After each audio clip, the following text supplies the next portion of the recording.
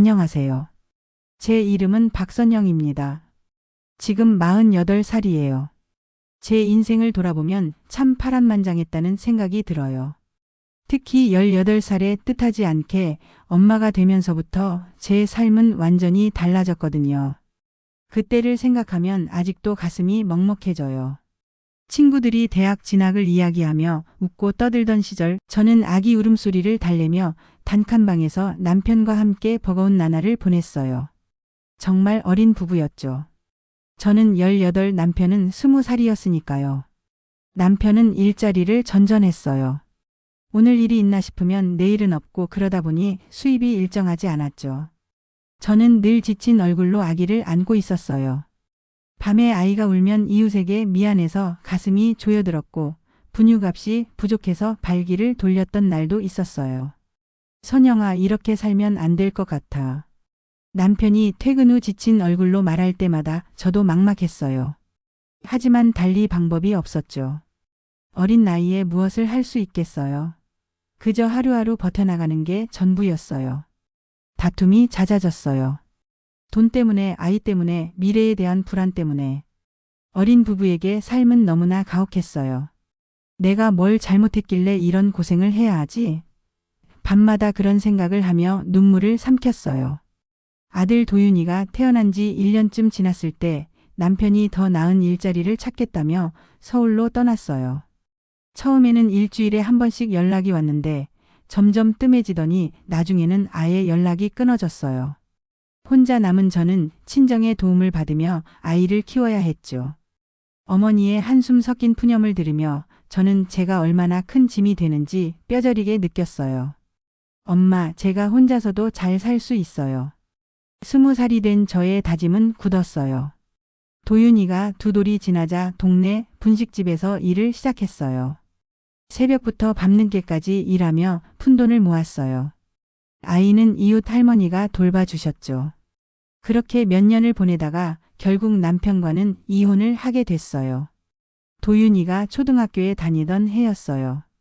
법정에서 이혼 서류에 도장을 찍던 그날, 자유로워진 기분과 동시에 막막한 두려움을 느꼈어요. 이제 정말 혼자구나 하는 생각이 들었거든요. 이혼 후 제 삶의 전부는 도윤이었어요. 그 아이가 제 존재 이유였고 살아갈 힘이었죠.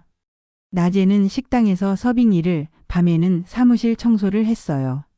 하루에 서너 시간밖에 못 자는 게 일상이었지만 아들을 위해서라면 견딜 수 있었어요. 엄마, 왜 이렇게 늦어?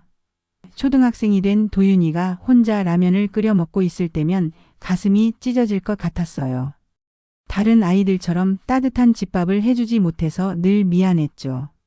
주말에는 그 미안함을 달래려고 도윤이와 함께 보내는 시간을 늘렸어요. 도윤이는 정말 기특한 아이였어요. 어린 나이치고는 유난히 의젓했거든요. 제 고생을 아는 듯 투정 한 번 부리지 않았어요. 친구들이 아빠 이야기를 할 때도 조용히 듣기만 했고, 가끔 우리 아빠는 왜 안 와? 라고 물어도 제 표정을 보면 더 이상 묻지 않았어요. 엄마, 나는 엄마가 있으면 돼요. 도윤이의 그 말이 얼마나 고마웠는지 몰라요. 때로는 뒤에서 제 어깨를 주물러 주기도 하고, 제가 힘들어하면 옆에서 조용히 지켜봐 주기도 했어요. 그런 아들을 보면 더욱 열심히 살아야겠다는 생각이 들었어요. 중학생이 된 도윤이는 공부를 정말 잘했어요. 학원비가 부담됐지만 과외비만큼은 아끼지 않았어요. 제가 이루지 못한 꿈을 아들에게는 꼭 물려주고 싶었거든요. 도윤이만은 공부 잘해서 좋은 대학 가야 해. 그게 제 유일한 꿈이었어요.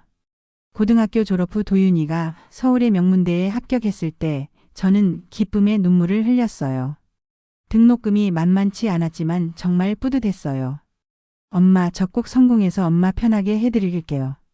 도윤이의 다짐을 들으며 그동안의 모든 고생이 보람으로 느껴졌어요.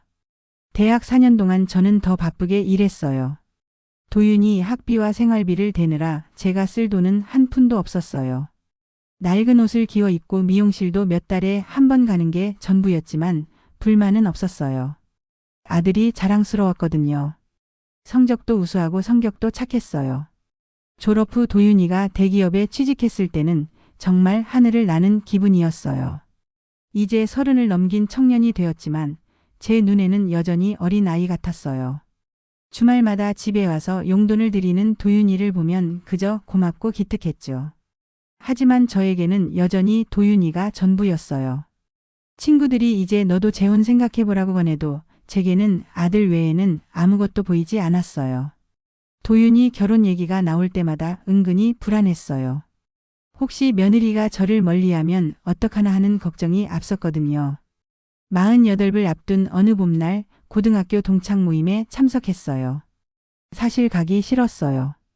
다들 남편과 함께 와서 화기애애한 분위기를 만들 텐데 혼자 가는 제가 초라해 보일 것 같았거든요. 하지만 오랜만에 친구들 얼굴이나 보자는 생각으로 나갔죠. 선영아, 너 정말 오랜만이다. 낯익은 목소리에 고개를 돌렸더니 정석호가 서 있더라고요. 학창시절에는 별로 눈에 띄지 않던 소심한 친구였는데 지금은 완전히 다른 사람이 된 것 같았어요. 차분하고 성숙한 미소를 짓고 있는 그를 보니 순간 어리둥절했어요. 석호야. 와, 정말 많이 변했네. 예전보다 훨씬 의젓해 보였고 정갈한 차림새도 인상적이었어요. 무엇보다 눈빛이 달랐어요. 세월의 무게를 견뎌낸 사람만이 가질 수 있는 깊이가 있었거든요.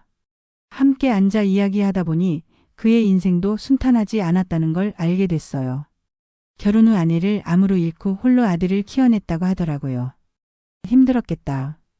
제 말에 석호는 쓸쓸한 미소를 지었어요. 그래도 견뎠어야지. 아들이 있으니까. 너도 혼자 아들 키웠다며? 정말 고생 많았을 거야. 석호의 진심 어린 위로에 제 마음이 따뜻해졌어요. 지금까지 이렇게 제 고생을 이해해주는 남자는 없었거든요. 같은 처지에서 아이를 키워본 사람만이 알 수 있는 그 마음을 석호는 알고 있었어요. 석호는 작은 출판사를 운영하고 있었어요. 책을 만드는 일이 즐거워. 특히 사람들의 이야기를 담은 에세이나 자서전 같은 거 말이야. 그의 눈이 반짝거렸어요. 일에 대한 열정이 느껴져서 멋있어 보였어요.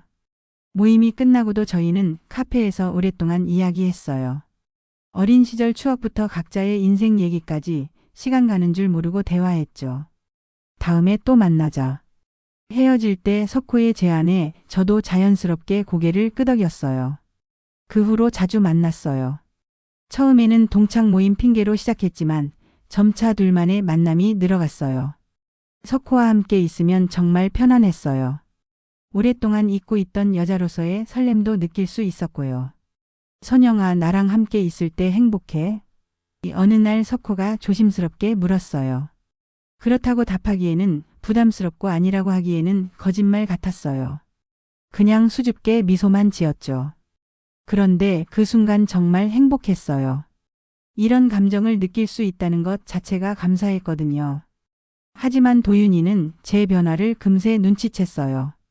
평소보다 화장을 신경 쓰고 옷도 예쁘게 입고 다녔거든요. 무엇보다 표정이 밝아졌다고 하더라고요. 처음에는 단순히 기분이 좋은가 보다 생각했나 봐요. 그런데 어느 날 제가 석호와 함께 걷는 모습을 보게 된 거예요. 엄마, 그 사람 누구예요? 그날 밤 도윤이가 조심스럽게 물었어요. 저는 당황했어요. 아직 아들에게 석호 이야기를 할 준비가 안 됐었거든요. 그냥 고등학교 동창이야. 우연히 만나서 차 한잔 한 거야. 하지만 도윤이는 예리한 아이예요. 제 표정, 말투 모든 게 평소와 달랐으니까요. 며칠 더 지켜보더니 확신이 든 모양이었어요. 저에게 남자가 생겼다는 것을요. 엄마, 정말 그냥 친구예요. 도윤이가 다시 물어봤을 때 저는 더 이상 숨길 수 없다는 걸 깨달았어요. 도윤아, 사실 엄마가 누군가를 만나고 있어. 고등학교 동창인데 정말 좋은 사람이야. 그 순간 도윤이 얼굴이 굳어지더라고요. 엄마, 정말이에요? 왜 미리 말씀 안 하셨어요? 목소리에 배신감이 묻어 있었어요. 평생 자신만을 바라봐온 엄마가 다른 남자를 마음에 두고 있다는 게 받아들여지지 않았나 봐요. 엄마, 난 엄마가 다른 남자랑 있는 거 도저히 못 봐요. 도윤이 목소리가 떨렸어요. 지금까지 엄마 혼자 나 키워주셨잖아요. 우리 둘이서 잘 살고 있는데 왜 갑자기 다른 사람이 필요해요? 난 평생 엄마 옆에 있을 거예요. 그 말에는 불안과 두려움이 묻어 있었어요. 어린 시절부터 엄마를 의지하며 자라온 탓에 제가 다른 사람에게 마음을 나눌까 두려웠던 거죠. 제 가슴이 무너지는 것 같았어요. 아들의 마음을 이해하지 못하는 건 아니었거든요. 도윤아, 엄마를 이해해 줄 수 없을까? 엄마도 한 사람으로서 행복할 권리가 있어. 제가 간절히 말해도 도윤이는 고개를 저었어요. 엄마는 저만 있으면 되는 거 아니에요. 저는 흔들렸어요. 여자로서의 행복을 찾고 싶은 마음과 아들의 서운한 눈빛 사이에서 매일같이 갈등했어요. 그날 밤 저희 모자는 서로 등을 돌리고 잠들었어요. 잠을 못 이루며 생각했어요. 도대체 어떻게 해야 하는 걸까요? 이런 날들이 계속되자 석호와의 만남도 부담스러워졌어요. 석호는 제 고민을 눈치챘어요. 아들이 반대하는구나. 제가 고개를 끄덕이자 그는 따뜻하게 말해줬어요. 괜찮아, 선영아. 나는 기다릴 수 있어. 서두르지 말고 천천히 해결해보자. 그 말에 더욱 마음이 기울었지만 동시에 죄책감도 느꼈어요. 며칠 동안 서로 어색한 분위기가 계속됐어요. 그러다가 어느 날 저는 도윤이와 진솔한 대화를 나누기로 마음먹었어요. 시간이 흐르며 저도 차분히 생각해 볼 수 있었거든요. 도윤이가 좋아하는 김치찌개를 끓이고 조용히 앉아서 이야기를 시작했죠. 도윤아, 엄마 말 좀 들어줄래? 제가 진지하게 말하자 도윤이도 자세를 바로 했어요. 엄마가 너를 덜 사랑하는 게 아니야. 내가 내 전부인 건 절대 변하지 않아. 하지만 엄마도 한 사람으로서 행복할 권리가 있지 않을까? 도윤이가 잠시 말이 없더라고요. 제 말을 곰곰 생각해 보는 것 같았어요. 차분히 진심을 전하자 도윤이 마음도 조금씩 열리는 것 같았어요. 하지만 엄마, 무서워요. 도윤이가 솔직하게 말했어요. 엄마가 다른 사람을 좋아하게 되면 저는 어떻게 되는 거예요? 혹시 엄마가 저를 버리시는 건 아니죠? 아, 그런 마음이었구나. 저는 아들의 불안을 이해할 수 있었어요. 어린 시절부터 아빠 없이 자란 아들에게 엄마는 전부였잖아요. 그런 엄마가 다른 남자에게 마음을 준다는 게 얼마나 두려울지 충분히 알 수 있었어요. 도윤아, 엄마는 절대 너를 버리지 않아. 너는 내 아들이고 내 인생에서 가장 소중한 사람이야. 그게 변할 리 없어. 제가 아들의 손을 잡고 말했어요. 석호 아저씨도 너와 비슷한 상황이야. 혼자 아들을 키워온 사람이거든. 우리 마음을 충분히 이해해 줄 거야. 시간이 흐르면서 도윤이 마음도 조금씩 누그러졌어요. 제 행복을 가로막을 권리는 자신에게 없다는 걸 깨달은 모양이었어요. 오히려 평생 자신만을 위해 살아온 엄마에게 이제는 자신이 뭔가 해줘야 할 때가 아닌가 하는 생각도 들었나 봐요. 어느 날 도윤이가 먼저 말했어요. 엄마, 그분을 한번 만나봐도 될까요? 저는 깜짝 놀랐어요. 정말? 부담스럽지 않아? 네, 엄마가 좋아하시는 분이 어떤 분인지 궁금해요.